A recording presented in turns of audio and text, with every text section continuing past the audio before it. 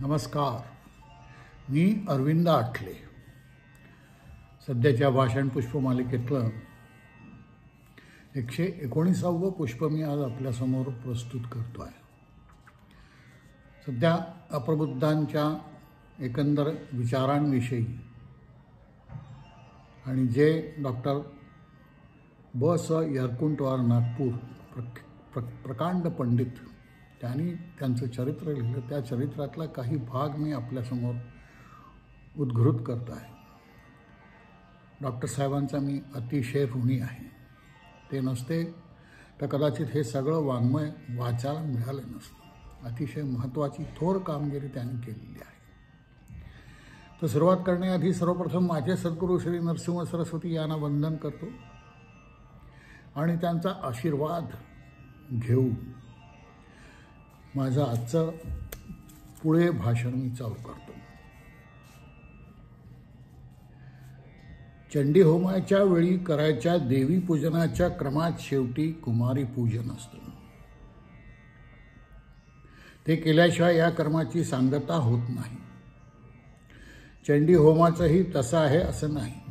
देवीच्या उपासनेत कुमारी पूजन हा एक अविलक घटक आहे. स्वामी विवेकानंद काश्मीरमधील क्षीरभवानीच्या दर्शनास गेले असता त्यांचा भगवतीशी संवाद झाला. त्यात त्यांच्या देशभक्तीचा जहालपणा कसा नरम होऊन गेला याचं उत्तम चित्रण भगिनी निवेदितेनं जे केलं आहे ते पूर्वी आलं आहे. तिथं त्यांनी काही कर्म केली. दर्शनाहून परतल्यानंतर एका काश्मीरी पंडिताच्या कुमारीची देवी भावनेनी त्यांनी पूजा केली. निवेदिता भगिनी लिहिते की as Uma Kumari the divine virgin the whole mean vowed in such a fashion of self-renunciation that not one wave of reaction could be found in his consciousness for any injury, however great. ती अप्रबुद्धांनीही अनेकदा कुमारी पूजनाचं कर्म केलं असल्यास ते विद्युक्तच होतं असं कोणीही जाणकार म्हणेल. देवीच्या उपासनेतला अत्युच्च टप्पा म्हणजे श्रीविद्येची उपासना. श्री पुष्पमाला स्तोत्राच्या रूपाने ती त्यांच्या साधन क्रमात येऊन बसली. हे स्तोत्र आद्य शंकराचार्यांचं असून त्यातील काही श्लोकांच्या आद्य अक्षरात श्रीविद्येचा मूलमंत्र त्यांनी गुंफून ठेवला आहे. ती अप्रबुद्धांनीच कथन केल्याप्रमाणे 1907-08च्या सुमारास श्री आचार्यांच्या सौंदर्य लहरीचं वाचन करण्याचा पहिला योग आला आणि तेव्हापासून तिनं त्यांना वेध लावला. साधनक्रमात श्रीविद्येचा प्रवेश झाल्यानंतर साहजिकच ते सौंदर्य लहरीच्या चिंतनात निमग्न होऊ लागले. या सौंदर्य लहरीबद्दल पूर्वी आपण 2 भाग प्रस्तुत केलेले आहेत, आपण जरूर वाचा. असंच एकदा श्री क्षेत्र आळंदीस इंद्रायणीच्या काठावर असलेल्या श्री महाराजांच्या घाटावर संध्याकाळी बसले असता या देवी स्तोत्राची चाळणा मनात चालू होती आणि तेवढ्यात एक संन्यासी अकस्मात तिथं आला आणि हिंदीत म्हणाला, कसला विचार करताय? 36, 38, 42 या श्लोकांचा अनुभव तर घेऊन पहा. असं सुचवून तो नाहीसा झाला. सौंदर्य लहरीचं ऋण नव्हे, श्रीविद्येचं ऋण त्यांनी आपल्या एका मित्राला दिलेल्या वचनाच्या पूर्तीच्या रूपाने त्यांनी फेडलं आहे. शरीराचा भरवसा वाटत नसलेल्या अवस्थेतही त्यांनी प्रसिद्ध केलेल्या सौंदर्य लहरीचं आगळेपण धाष्ट्यात न शिरता श्रेष्ठपण असं म्हणता येईल. दुर्दैवाने अभ्यासकांच्या नजरेस ते येऊ शकलेलं नाही, कारण त्यांच्या पश्चात ती प्रसिद्ध झाली. तिच्यावर अखेरचा हात फिरवण्यास त्यांना संधीही मिळाली नाही. श्लोकांचे अर्थ, त्यांची अनुष्ठान पद्धती इत्यादीबद्दल एवढंच म्हणता येईल की त्यात त्यांचं खास वैशिष्ट्य असं काही नाही, परंतु तंत्रमंत्र, योग इत्यादी विषयांच्या अनुरोधानं जी तात्विक आणि शास्त्रीय मांडणी केली गेली आहे ती अद्वितीय आहे, यात शंका नाही. सर्व गुह्यतम शास्त्रांचा मेळ घालून श्रीविद्येचं अंतर्बाह्य स्वरूप त्यांनी जितकं उघड करून दाखवलं आहे तितकं कोणीही केलं नसेल असं नाईलाजाने म्हणावं लागतं.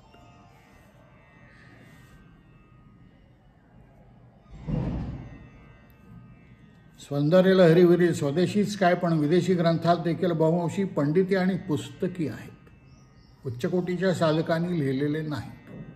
त्यामुळे श्लोकांचा अर्थ लावण्यात जसे फरक पडत गेले याची 2 उदाहरणं देण्यासारखी आहेत. मूर्ख बिंदून कृत्वा हा जो श्लोक आहे त्याच्या अर्थाच्या बाबतीत बहुतेकांना मोठी बौद्धिक कसरत करावी लागली आहे. षटचक्र, वर्ण, लिपी यांची बारकाईनं फोड करून त्यांनी या श्लोकांचा जो अर्थ केला आहे तो उच्चकोटीच्या साधकाला शक्य आहे.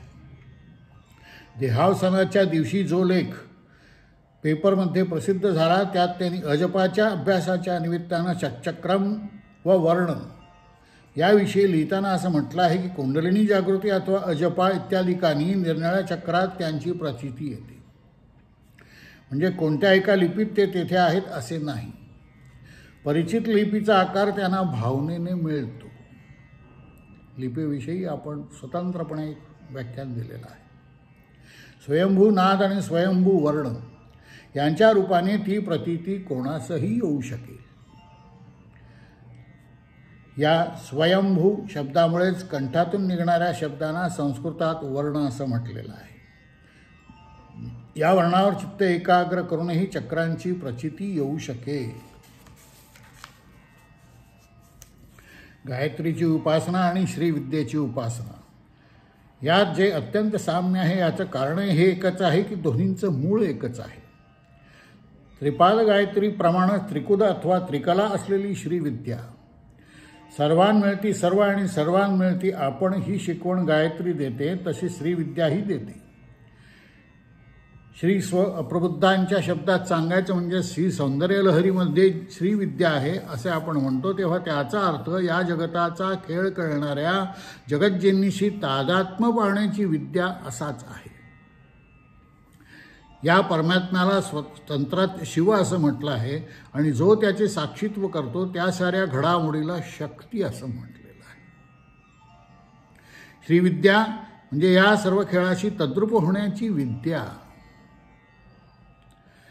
जर हा दळणवळणात्मक संबंध स्वाधीन करून घेता आला तर पिंड ब्रह्मांडाचे ऐक्य अनुभवून सर्व ब्रह्मांडाचे स्वामित्वही अनुभवता येईल. हे स्वामित्व प्राप्त करून घेण्याची विद्या म्हणजेच श्रीविद्या. त्यांनीच दुसऱ्या ठिकाणी म्हटल्याप्रमाणे तंत्रशास्त्राचा उद्देश हा की तादात्म्य पाहून जगत कल्याणाकरता कर्म करीत राहणं. गायत्रीचा गाभाही तोच आहे. सप्तलोकांपर्यंत लोकसंग्रह मेवापी संपश्यन कर्तुम महर्षी असा योगक्षेम व्हायचा अशी तिची प्रकृती आहे. असा वाहता वाहता चतुर्थपादद्वारा निर्विकल्पात स्थिर व्हायचं हा जसा गायत्रीचा मार्ग तसाच पंचदशीनं जगल्लीलतेचं तादृप्य आणि स्वामित्र अनुभवता अनुभवता षोडशाक्षरात्मक बीजमंत्रानं शिवसायुज्य संपादायचं हा श्रीविद्येचा मार्ग. ही तुलना करण्याचा हेतू एकच की श्री अप्रबुद्धांनी गायत्रीची अनुष्ठानं ज्या करता केली त्याच करता श्रीविद्येची उपासनाही केली. महाराष्ट्रात 3.5 शक्तिपीठ प्रसिद्ध आहेत. महाराष्ट्रीय संतांनीही या पीठांना मान्यता दिलेली आहे. काहींच्या मते ओंकाराच्या 3.5 मात्रांप्रमाणे ही पीठं आहेत. कोल्हापूरची महालक्ष्मी, तुळजापूरची भवानी, माहूरची रेणुका आणि सप्तशृंगीची जगदंबा ही शक्तिपीठं अत्यंत जागृत आणि प्रभावी असल्याचं अनुभवी लोकांचं प्रतिपादन आहे. अप्रबुद्धांना या 4ही ठिकाणी त्या त्या विग्रहाची दर्शनं झालेली होती. विंध्यावासिनीची मदत झाली असंही ते म्हणायचे, पण करवीर निवासिनीची उपासना त्यांनी अधिक केली.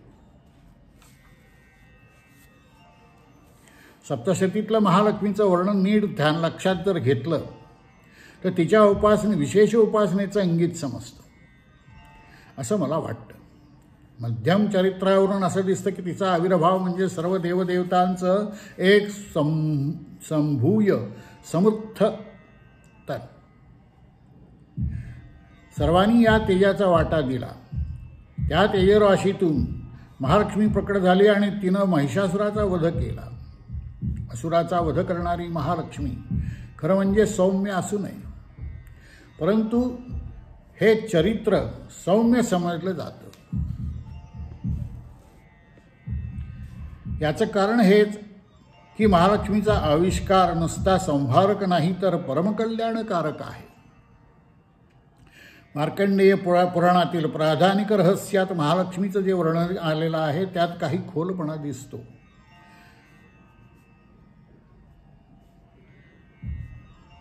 या महालक्ष्मीचं प्राधान्यत्व व्यक्त झालं आहे. ती त्रिगुणात्मक म्हणजे त्रिपुरा आहे.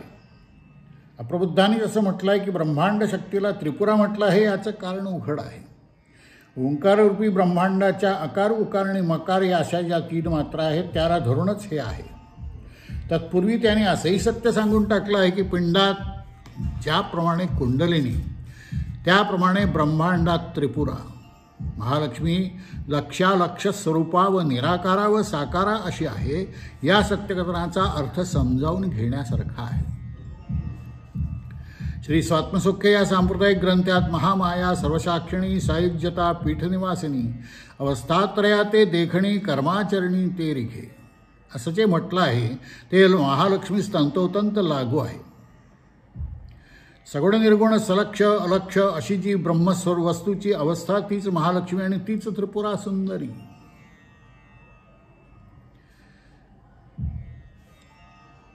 तिच्या वर्णनात नागम लिंगम च योनिंच विभ्रती नृपद्मूर्धनी असं प्राधानिक रहस्यात म्हटलं आहे. नाग म्हणजे शेष म्हणजे विश्वाव्यतिरिक्त अनंत असं ब्रह्म, बिंदू आणि त्रिकोण या 3 बाबी फार सूचक आहेत.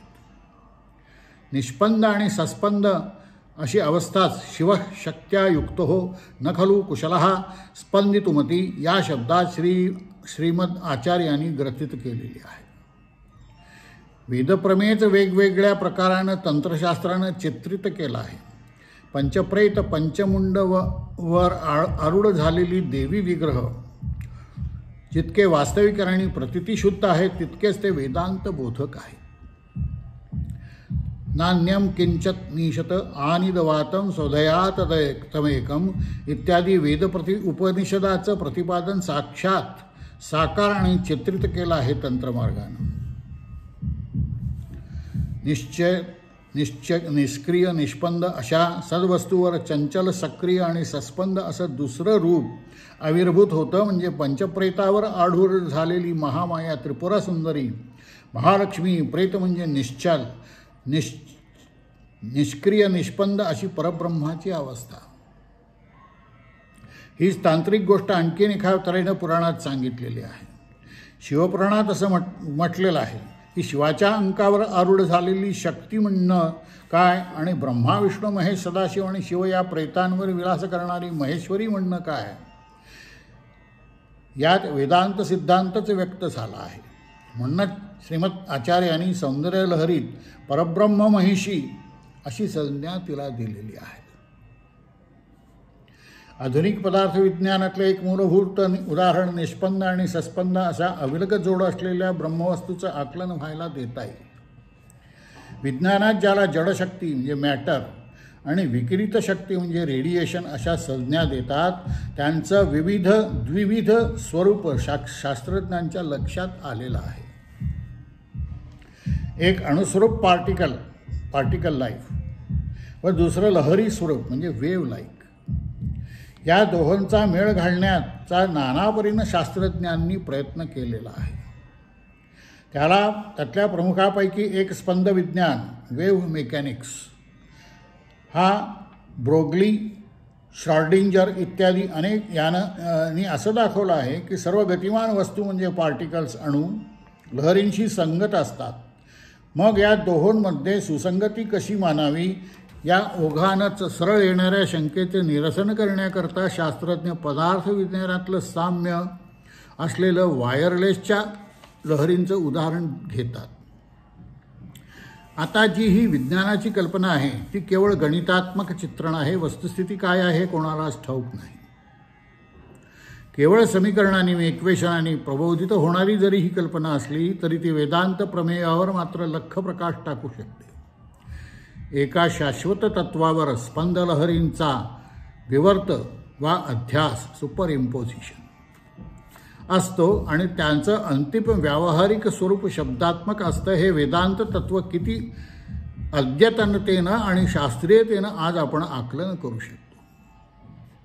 तंत्रशास्त्राच्या भाषेत हेच सांगायचं झालं तर परब्रह्माच्या प्रेतावर अथवा मांडीवर आरूढ झालेली शब्दस्वरूपिणी त्रिपुरसुंदरी असंच म्हणता येईल. आणि आधुनिक विज्ञान आणि वेदांत आणि तंत्र यातला मौलिक आणि महत्त्वाचा भेदही याच तुलनेने ठळकपणे लक्षात येईल. आधुनिक विज्ञानानं ठेचकळत ग्रहण केलेलं तत्त्व केवळ गणितात्मक म्हणजे कल्पनाजन्य आहे, तर वेदांत आणि तंत्र यांनी मांडलेलं तत्त्व प्रयोगात्मक आणि अनुभवात्मक आहे. वेदांताचं दुसरंही प्रमेय याच वैज्ञानिक संशोधनानं बळकटपणे परिपुष्ट केलेलं आहे. प्रयोग आणि अनुभवांची साधनं जशी वापराल तदनुसार वस्तुसत्यताचं दर्शन होतं. हे वैज्ञानिक प्रतिपादन श्रीमद आचार्यांच्या अध्यासभाष्याशी तोडून पाहावं आणि अनिर्वचनीय ख्यातीचं वेदांतिक विवरणही तुलनेत घ्यावं, म्हणजे वैदिक सर्वज्ञांची झेप ध्यानात घेऊन अभ्यासक स्तिमित झाल्याशिवाय राहत नाही. याचबरोबर महामाया विश्वंभ्रमयसी परब्रह्मभंशी ही आचार्यांची काव्यपंक्ती अद्वैत वेदांत आणि तंत्र यात सामंजस्य कसं राखते हेही त्याला उमजल्याशिवाय राहणार नाही. श्रीमद दासबोधातील उपजे वाढे मरे मारी जैशा उसळती लहरीवरी लहरी चंचळ सागरी भरोवरी त्रैलोक्य होत जाते, हे वैदिक वेव्ह मेकॅनिक्स याच संदर्भात अभ्यासकांनी डोळ्यापुढं असू द्यावं. पंचज्ञानेंद्रिय मनबुद्धी अंतःकरण ही साधनं मानवाजवळ आहेत. त्यांच्या उपयोगाच्या प्रकारानुसार मूलवस्तूच्या निष्पंद सस्पंद निर्गुण सगुण निराकार साकार अशा दोन प्रतीती त्याचे असे दोन स्वभाव मानवाला अनुभवास येतात. तेच प्रेतरूप शिव आणि त्यावर थैथै विराजमान होणारी शक्ती महात्रिपुर सुंदरी महालक्ष्मी हे होत.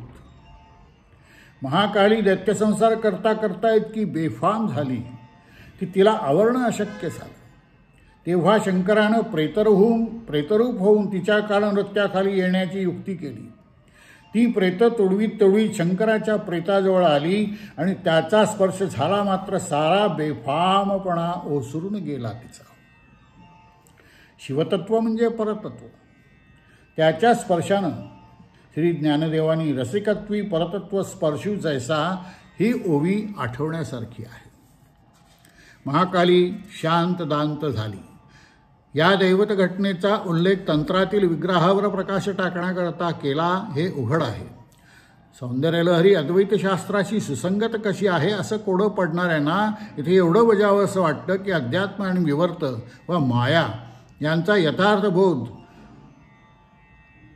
आर्थर आयसेनबर्गसारख्या पाश्चात्य अभ्यासक करून घेऊ शकतो व आमच्याकडचे शब्दशूर पंडित चिदविलासवादाला पिंगा घालीत बसतात. हे दृश्य मोठं विदारक आहे. 30 अप्रबुद्धानं महालक्ष्मीची उपासना सांगण्यात आली. त्यात वैयक्तिक वाढीचा जितका भाग असेल त्याच्यापेक्षा अधिक भाग वैदिक संस्कृतीच्या समत्कर्षाच्या संकल्पाचा असावा. हा संभव जास्त संयुक्तिक आणि सुसंगत वाटतो. आदिशक्ती या स्वरूपातली तिची उपासना जितकी तेजोमयी आणि ऐजोमयी होती तितकीच ती राष्ट्राच्या दृष्टीने वैभवकारक होती. मंत्रशास्त्रानुसार श्री महासंपत प्रदाय ही विश्वरचना आहे. वैदिक राष्ट्राचा संघात्मा म्हणून गणेशाची उपासना करणाऱ्या साधकानं आपल्या उपास्य देवतेच्या जनकजननीचीही साधना आराधना करणं आवश्यक होतं. ब्रह्मांड पुराणातील वाल्मिकीकृत कव्याष्टका ते महाशाक्त दीक्षा गुरो श्रेष्ठदम त्वाम कवीम बुद्धिनाथम कवीनाम स्मरामी असं गणेशाबद्दल म्हटलेलंच आहे. तंत्रसाधनेतेला समयमार्ग या दृष्टीने अधिक डोळ्यापुढं ठेवण्याजोगा आहे. श्रीमदाचार्यापासून असंख्यानी या शक्तिसाधनेचा अवलंब जो केला तो जितका शास्त्रीय होता तितकाच उद्बोधकही होता. धर्म व समाज यांचे सर्व संकेत आणि विधिनिषेध समय या शब्दाचा हा अर्थ आहे. जोपासून वैदिक राष्ट्र परमोत्कर्षात नेण्याकरता उत्पन्न झालेला समयमार्ग हा ज्ञानदेवानी कर्मयोगाच्या संबंधानं म्हटल्याप्रमाणे तरी जाणा नेण्या सकळा हा कर्मयोगू कीर प्रांजळा जैसी नाव स्त्रिया बाळा तोय तरणी तैसे सारासार पाहिजे तरी सोहपा हाची देखीजे येणे संन्यास फळ लाहिजे अनायासे या प्रकृतीचा ठरावा हे समूयाचितच आहे. प्रेमतरंगिणीच्या मुखानं ब्रह्मक पहोदधित शिरणं हा मानवी वृत्तीचा परमोल्लासच नाही का? खरा साधक या महास्वादापासून व महाप्रसादापासून दूर कसा राहील? खूप एक इतकं सुंदर त्यांनी क्लिष्ट सोपं करून सांगितलेलं आहे. शास्त्र आपल्याला समजलंच पाहिजे. पुढे सूर्यविवाह सुकतात.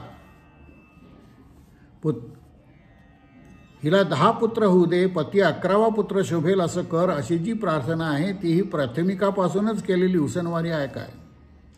श्री कविकुलगुरूची गृहिणी सचिवाहक ही प्रसिद्ध उक्ती अथवा लक्ष्मण सा प्रियामे म्हणून रामचंद्रांनी सीतेबद्दल धर्मकार्यात ती सहचारिणी, राज्यकार्यात सल्लागार, प्रेमानं घास भरवण्यात आई, शयनस्थळी रंभा आणि खेळात सखी असं जे हृदगत व्यक्त केलं आहे त्यातलं अंतरंग कळायला प्राथमिक पुराणकथा विद्येकडेच धाव घेतली पाहिजे काय? मानवी हृदयाच्या सनातन वासनेकरता उसनवारीची गरज आहे काय? स्त्री शक्ती, स्त्रीविषयीचा काम आणि स्त्रीविषयक प्रेम कोणी कोणापासून उसनं घेतलं आहे? श्री ज्ञानदेवानी मनुष्यात विवाह जुळवायला ज्योतिषी असतो, पण पशुपक्षिकांचे विवाह जुळायला कामाव्यतिरिक्त दुसरा ज्योतिषी नसतो असं जे मार्मिकपणे म्हटलं आहे त्यात कोणतं तत्त्व सांगितलं आहे?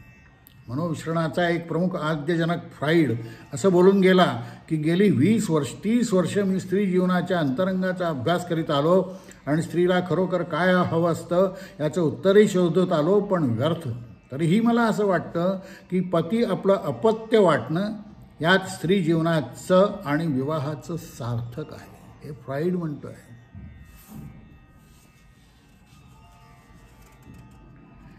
सृष्टीतलं स्त्रीतत्व स्पंदरूपी आणि प्रभावधर्मी असल्यामुळं सदा सर्व काळी तिचे वेगवेगळी पैलू माणसास अनुभवायला मिळाले. त्यात आर्य अनार्य, प्राथमिक अवस्था, सांस्कृतिक अवस्था, धनको ऋणको इत्यादी जो चावटपणा आणण्याचं काही कारण नाही.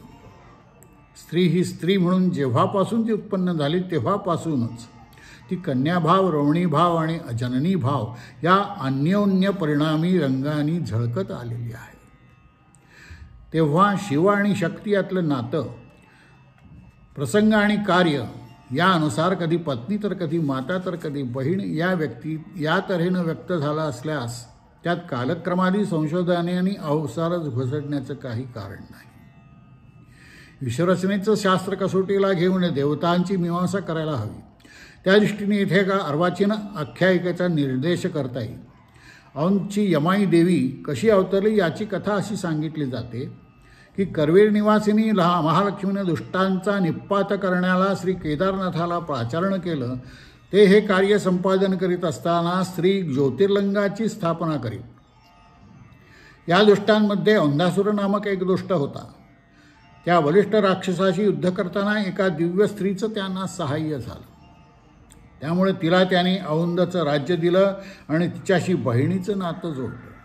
हीच ती औंधची यमाई.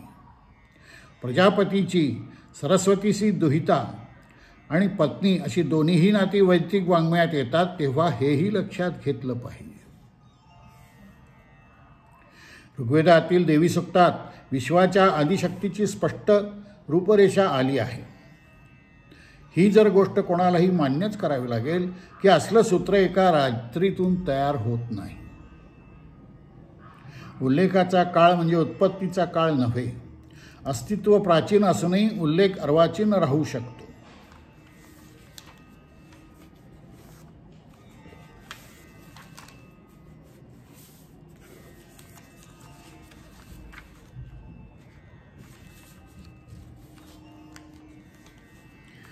आता थोडं कुमारी पूजनाविषयी त्याने काय सांगितलं. तांत्रिक उपासनेत कुमारी पूजनाला अनन्यसाधारण महत्त्व आहे. त्याचं मूळ समजावून घेण्याजोगं आहे. स्त्रीतत्वाचं सखोल चिंतन आणि आकलन भारतीयांनी किती आणि कसं केलं होतं याची साक्ष त्यात मिळण्यासारखी आहे. कुमारी म्हणजे जी मासिक धर्म अजून प्रवृत्त झाला नाही ती, आधुनिक वैदिक भाषेत बोलायचं तर जिचं फॉलिक्युलर ॲपरेटस विश्रांत अवस्थेत असतं ती, गर्भारपण आणि त्यानंतर काही काळ असणारं स्तन्यजनन लॅक्टेशन यातही विश्रांत अवस्था असते. निवृत्त रजस्का म्हणजे पाळी थांबलेल्या स्त्रीतही ही स्थिती असते. फॉलिक्युलर ॲपरेटसचे हे जे विविध टप्पे आहेत त्यात काही मूलभूत भेद असले तरी त्यावरून एक गोष्ट स्पष्ट लक्षात येते की स्त्रीची follicular apparatus at the rest ही महत्त्वाची बाजू आहे.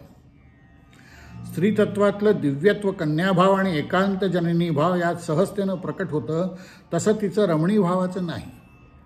ऋतुचक्रात शरीर आणि मानस भावांनी ती भिरभिरत असते आणि भरडली जाते. हे नारीशास्त्रज्ञांनी आजवर भरपूर निदर्शनास आणून दिलेलं आहे. पाळीच्या मासिक चक्रात तिच्याभोवती होणारे अहर्निश फेरबदल तिला चंचल करतात. हा शास्त्राचा निर्वाळा आहे.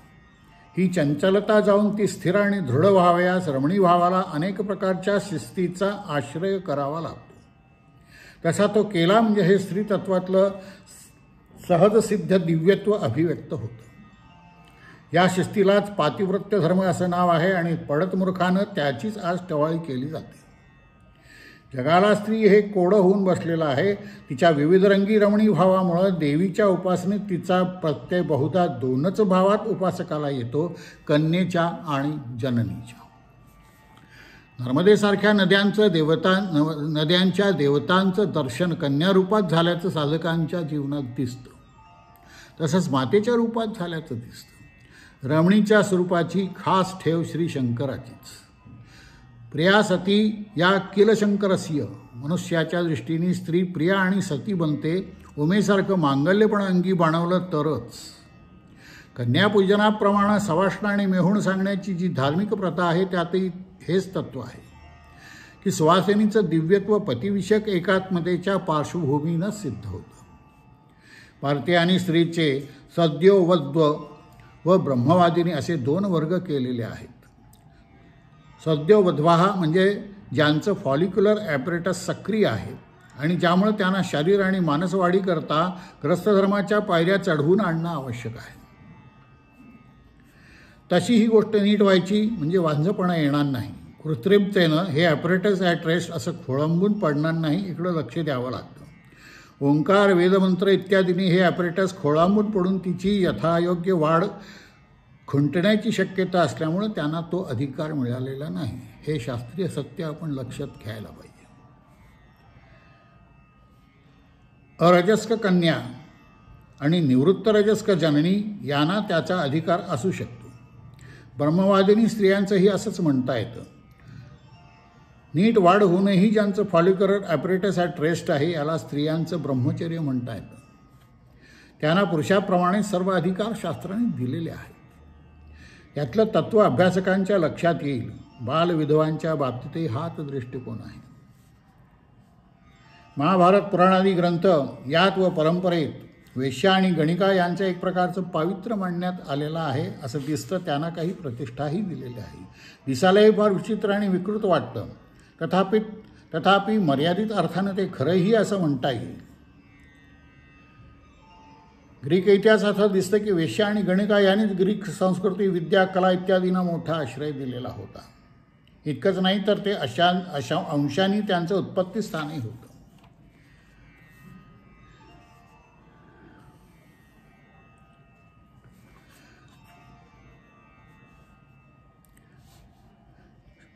पुरुषस्रावानं स्त्रीचे धातू घटक टिश्यू फार संपृक्त झाले असले तर तिचे अवयव एक प्रकारे प्रतिबंधक इम्युन गुणधर्माचे बनतात. तसंच स्त्रीचं शरीर आणि पुरुषाचा स्त्राव यात शारीरद्रव्याच्या दृष्टीने विसंवाद जे बायोकेमिकल इनकॉम्पिटिबिलिटी असला तरीही वांझपणा येतो. वेश्या आणि गणिका यांच्या बाबतीत असं होतं की काय हे शोधण्याजोगं आहे. त्यांच्याही बाबतीत फॉलिक्युलर ॲपरेटस ॲट रेस्ट असा काही प्रकार आहे की काय हे शोधावं लागेल. तर अशा प्रकारे आज आधार निरोधाचे कॉन्ट्रासेप्शनचे अनेक मार्ग रुळले आहेत. त्यात पोटातून घेतली जाणारी औषधंही पुष्कळ आहेत. त्यांनी काही काळ फॉलिक्युलर ॲपरेटस ॲट रेस्ट अथवा टेम्पररी स्टेट ऑफ क्विसेन्स येऊन अनावर्ताची स्थिती स्त्रियांमध्ये येते. ती कितपत हितावह आहे याची खात्री करून घेणं आवश्यक आहे. स्त्रियांना ब्रह्मवादिनी बनवण्याचा हा एक अत्याधुनिक मार्गच आहे, पण त्यांचं पूजन अशक्य आहे. मला वाटते खूप झालं, सगळं डोक्यावरून जाणार आहे मला कल्पना आहे, पण वारंवार तुम्ही ऐका. अतिशय सखोल असं तत्त्वज्ञान आणि माहिती, वैदिक माहिती अप्रबुद्धांनी हे आपल्यासमोर प्रस्तुत करण्याचा प्रयत्न केला आहे. तर आता आपण भेटूया पुढच्या भागात. नमस्कार.